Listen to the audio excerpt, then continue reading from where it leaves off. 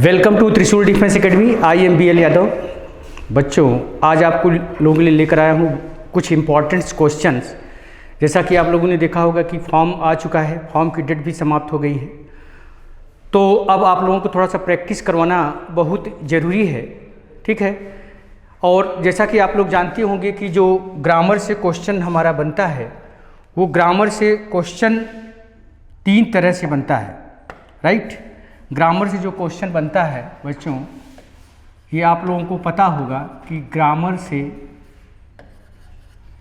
3 नहीं बल्कि 4 कह सकते हैं। पहला है आपका spotting error, right, spotting errors है। दूसरा है आपका fill in the blank, fill in the blanks.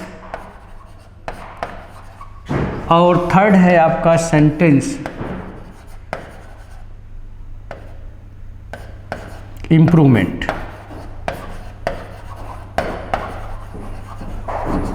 इसके बाद एक और आता है, वो आता है recognise. Recognise of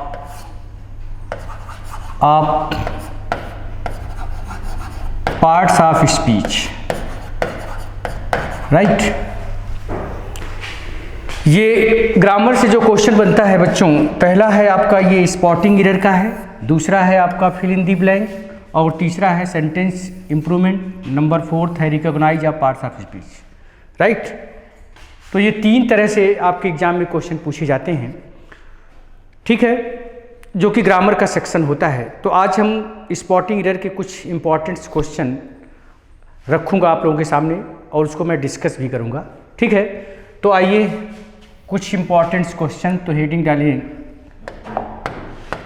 some important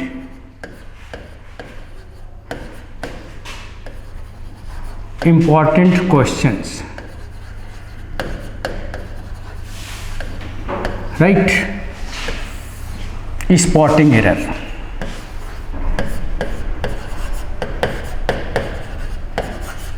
spotting errors के क्वेश्चन हैं, जो कि बहुत अच्छे क्वेश्चन हैं ये, ठीक है। तो नंबर 1 क्वेश्चन है, इस तरह से है। नंबर 1 क्वेश्चन है ये सब क्वेश्चन डिफरेंट एग्जाम में पूछे गए हैं, उसी क्वेश्चन को मैं आज लेकर आया हूँ। ज़्यादातर क्वेश्चन NDA और CDS के रहेंगे इसमें, ठीक है, ये ध्यान रखिएगा। नंबर 1 है you can open the box by a screw driver,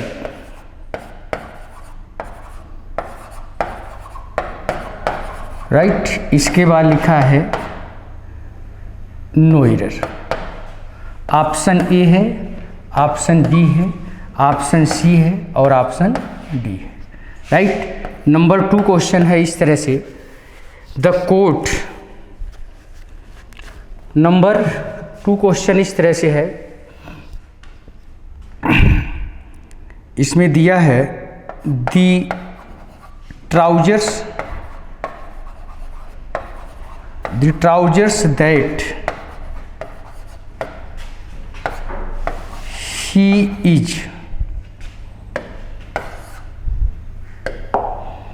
he is wearing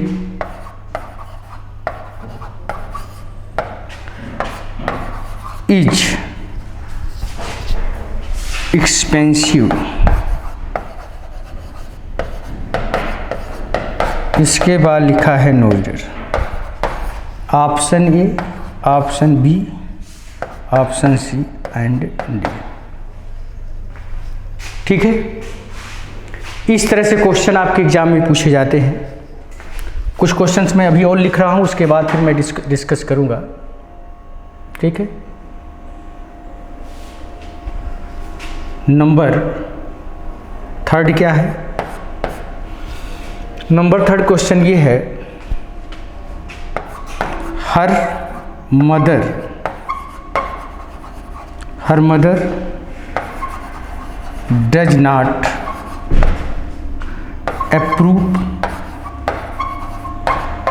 approve of her to go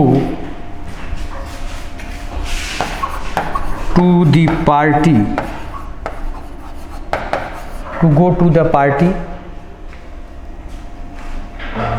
without dressing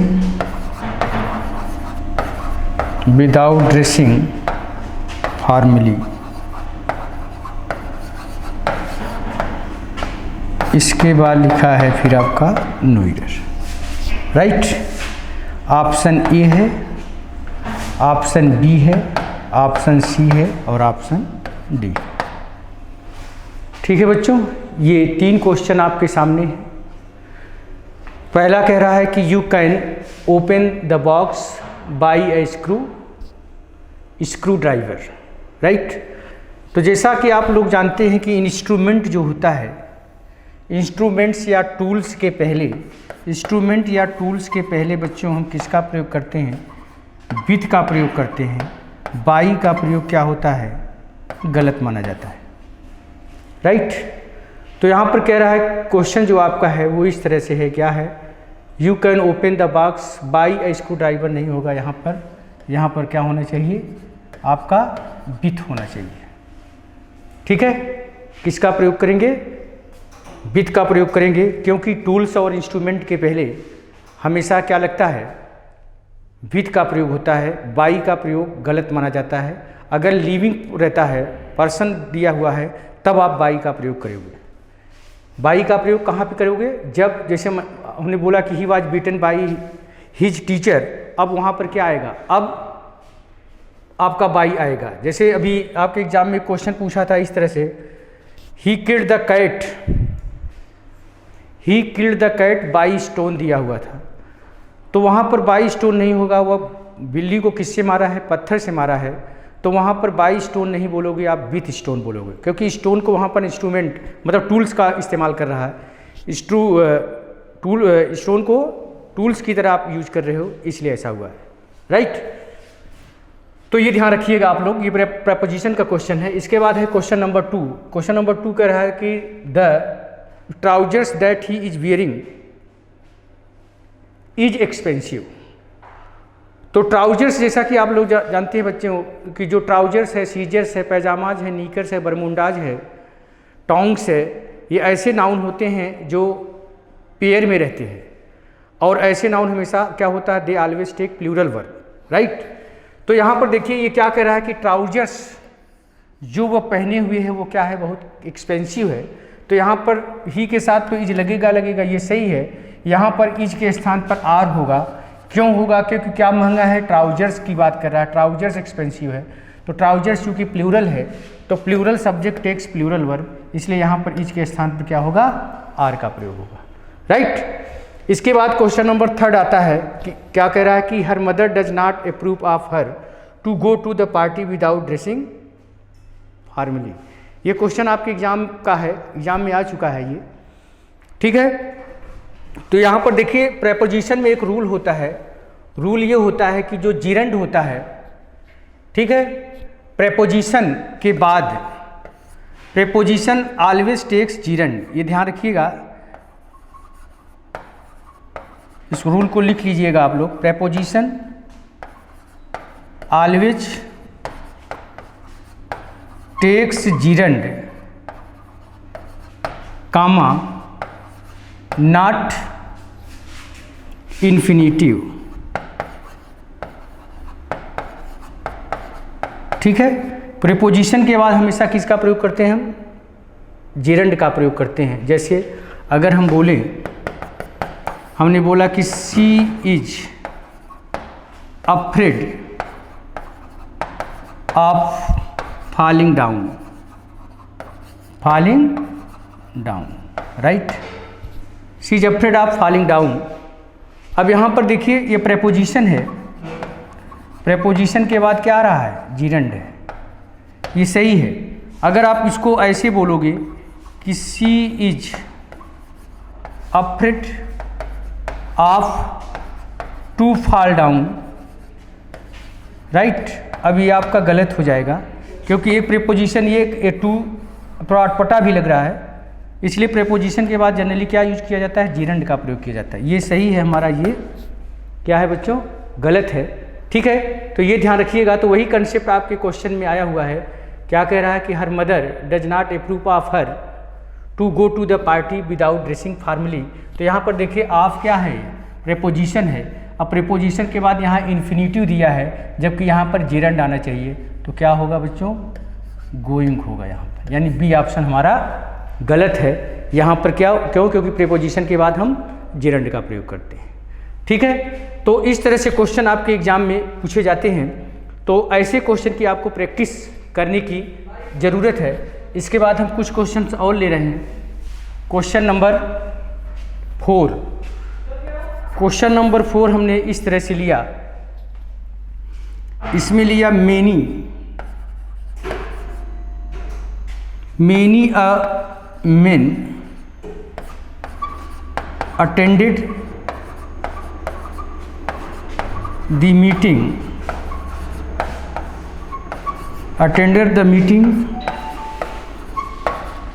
last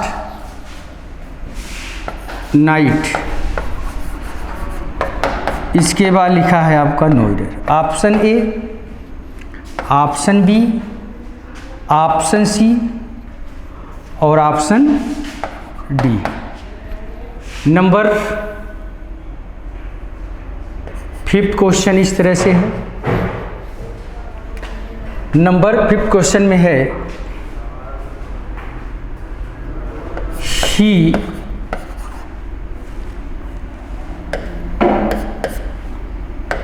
he has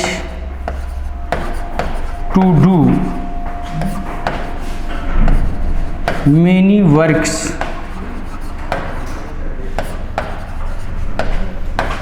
in the office। In the office लिखा है, इसके बाद है आपका नो एरर, ठीक है।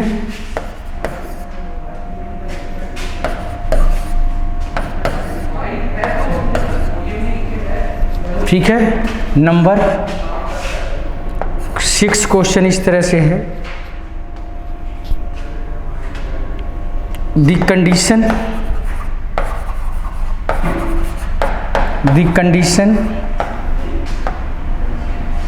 Of, या इसको ऐसे कर दीजिए तो ज़्यादा सही रहेगा, थोड़ा सा इसको ऐसे कर दीजिए।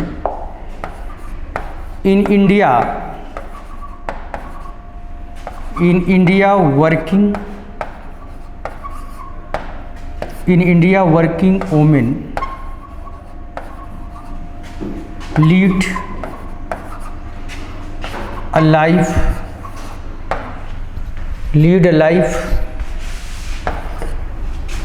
lead a life of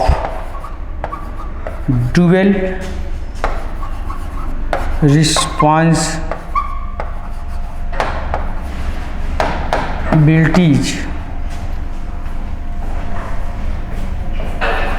responsibilities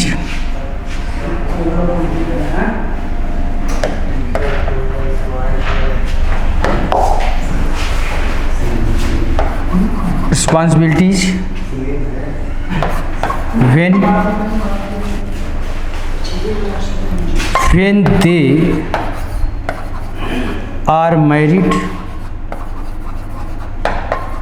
they are married and have a family।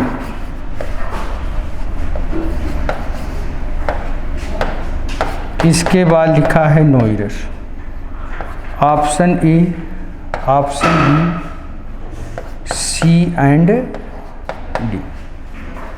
ठीक है बच्चों, ये 3 क्वेश्चन है आपके बोर्ड पर दिख रहा है, इसको आप लोग देखें एक बार, इसमें क्या हो सकता है। तो क्वेश्चन नंबर 4 क्या कह रहा है कि many a main attended the meeting last night, right. तो मेनी ए के बाद, जैसा कि आप लोग जानते हैं, जो मेनी है, राइट। मेनी ए के बाद हमारा नाउन पहली बात क्या होना चाहिए, सिंगुलर होना चाहिए। मेनी ए के बाद नाउन क्या होगा, सिंगुलर होगा, इसलिए यहाँ पर क्या होगा, मेनी अ मैन होना चाहिए। ठीक है बच्चों, मेनी अ मैन, क्योंकि मेनी ए के बाद नाउन भी सिंगुलर होता है और हमारा वर्ब भी सिंगुलर होती है, और वर्ब सेकंड फॉर्म में दिया है, इसलिए अब यहाँ पर कोई प्रभाव नहीं पड़ेगा, राइट। ये चीज़ ध्यान रखिएगा। इसके बाद आइए नंबर 2 में क्या कह रहा है कि he has to do many works in the office. यहाँ पर देखिए, इसमें ऑप्शन बी आपका गलत है। यहाँ पर वर्क जो दिया है, वर्क, अब वर्क जब एज ए नाउन यूज होता है तो वर्क जो होता है वो वर्क हमारा क्या है, अनकाउंटेबल नाउन है, राइट।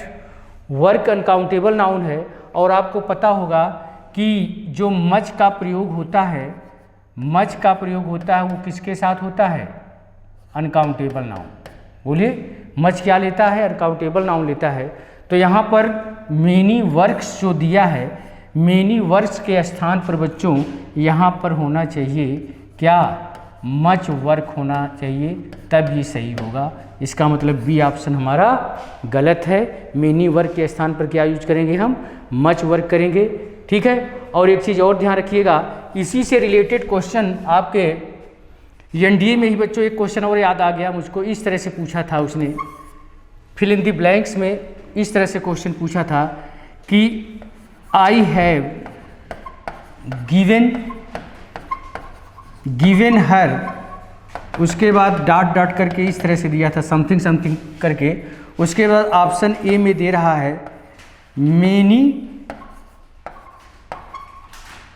वर्क्स, और बी में कह रहा है अ वर्क, और सी में कह रहा है, सी में उसने कहा some work, some works, right.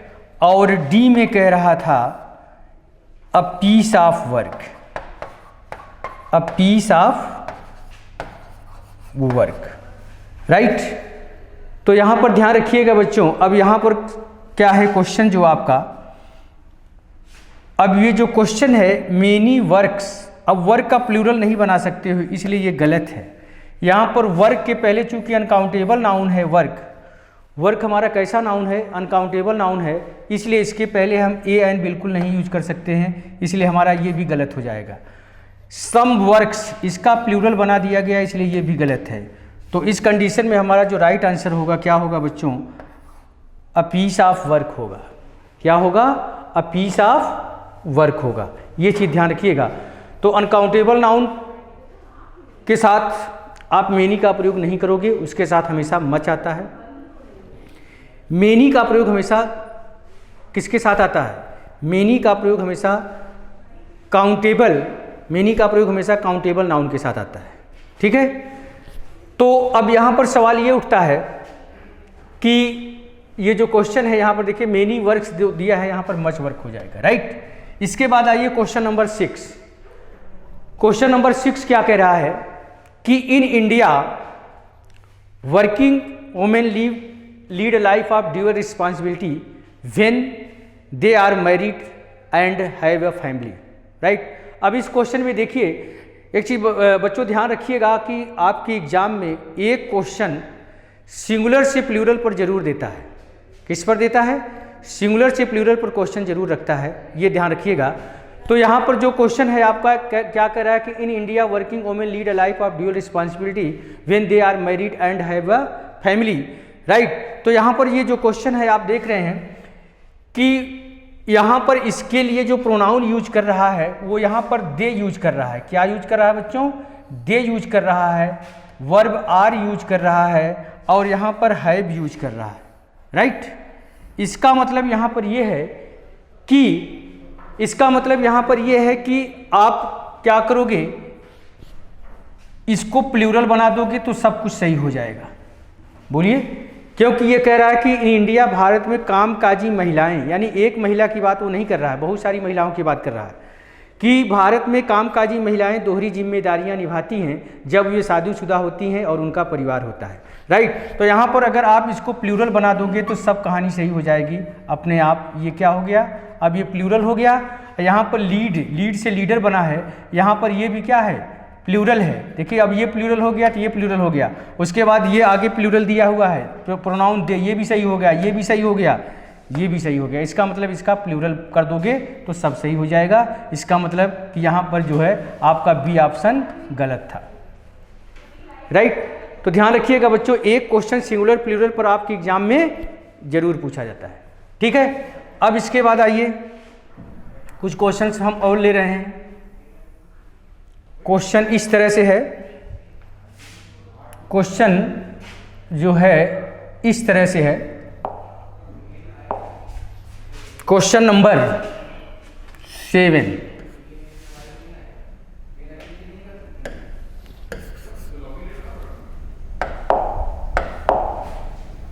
Question number 7, question number हमने 7 लिखा है इस तरह से, many an European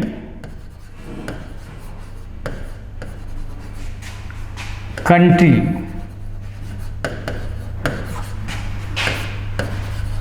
is passing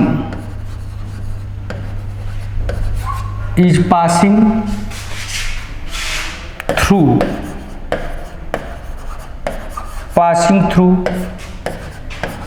a bad phase,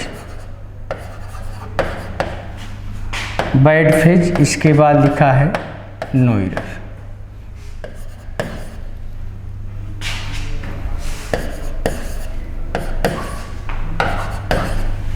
number 8 question है इस तरह से, it was me who was responsible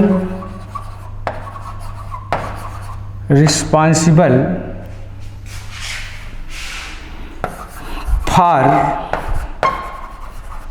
this mistake.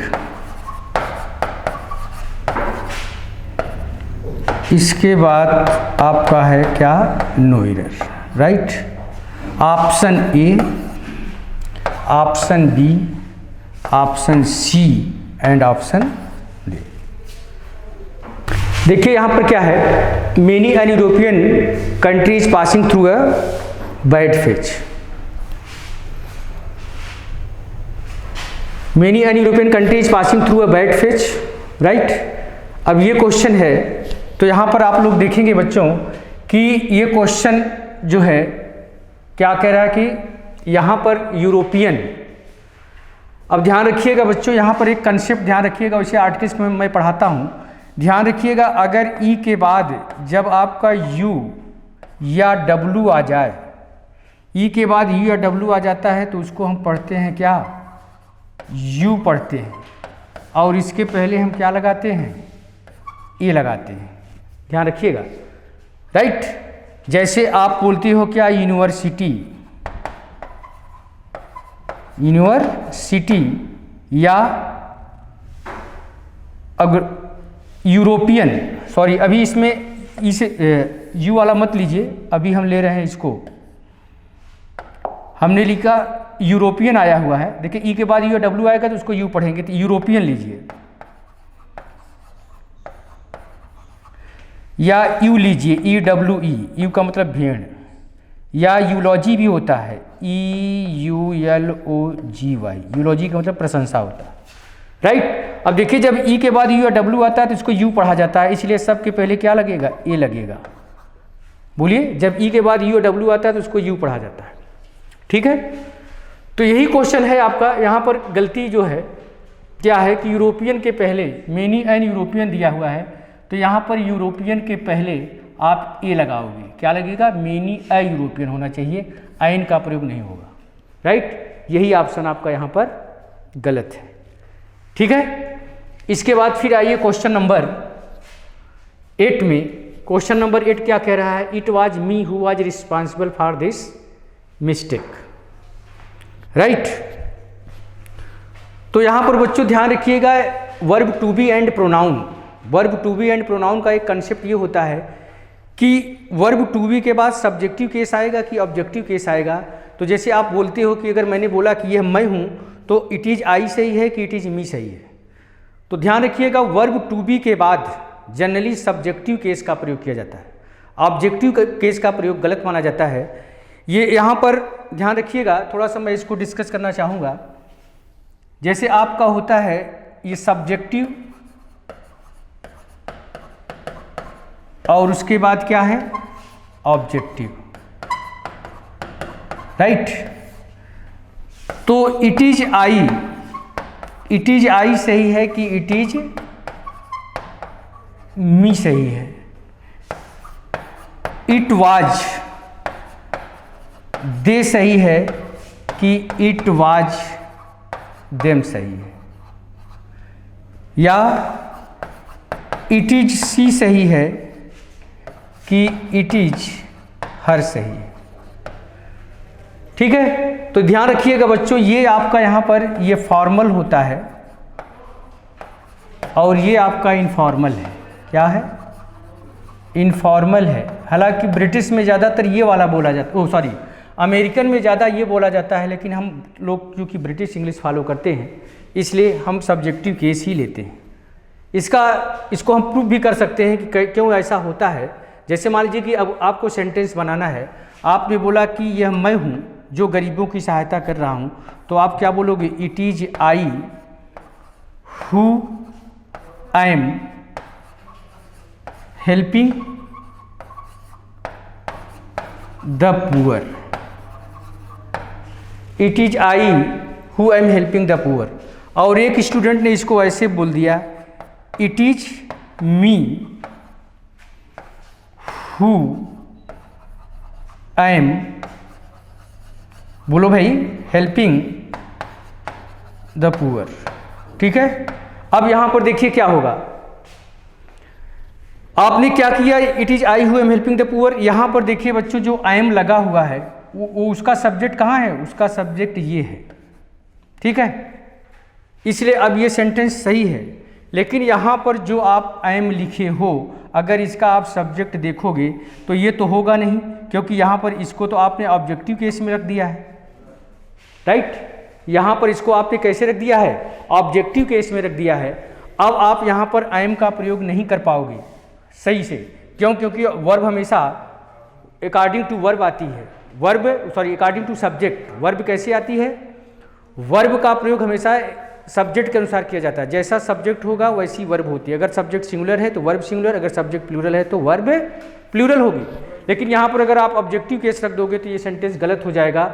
ठीक है, इसलिए ध्यान रखिएगा बच्चों, वर्ब टू बी के बाद हमेशा सब्जेक्टिव केस का प्रयोग किया जाता है, ऑब्जेक्टिव केस का प्रयोग गलत माना जाता है। ठीक है, क्योंकि स्पोकन में ज़्यादातर लोग इसी को फॉलो कर लेते हैं, लेकिन ग्रामर कहती है कि आप वर्ब टू बी के बाद हमेशा क्या लोगे? सब्जेक्टिव केस का प्रयोग करोगे।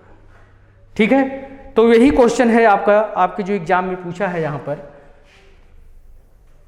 ये क्वेश्चन है, राइट। क्वेश्चन इस तरह से है, it was me who was responsible for this mistake, right. तो यहाँ पर देखिए जो वाज लगा है, वाज सही तब होगा बेटा जब इसको आप मी के स्थान पर क्या कर दोगे? आई कर दोगे, तो अपने आप वो सही हो जाएगा। It was I who was responsible for this mistake. अब ये सेंटेंस सही हो गया। इसका मतलब जो गलती थी वो कहाँ पे थी? ए ऑप्शन में थी। ठीक है, तो मेरे कहने का मतलब है कि क्वेश्चंस को आप इस तरह से चीज़ों को क्लियर रखिए। ये स्पॉटिंग एरर में बहुत अच्छे से क्वेश्चन आपके एग्जाम में पूछे जाते हैं। और यहाँ पर एक चीज़ और ध्यान रखिएगा, यहाँ पर जैसे स्पॉटिंग एरर है, स्पॉटिंग एरर के बाद फिर आपका फिल इन दी ब्लैंक से भी क्वेश्चन आते हैं। ठीक है, ये चीज़ ध्यान रखिएगा। तो आज हम यहीं तक रखेंगे बच्चों, कल हम मिलेंगे आप लोगों के साथ नेक्स्ट न्यू क्वेश्चंस के साथ। ठीक है, क्योंकि टाइम लगभग समाप्त हो रहा है। ठीक है, तो आज हम यहीं तक रखेंगे। जय हिंद।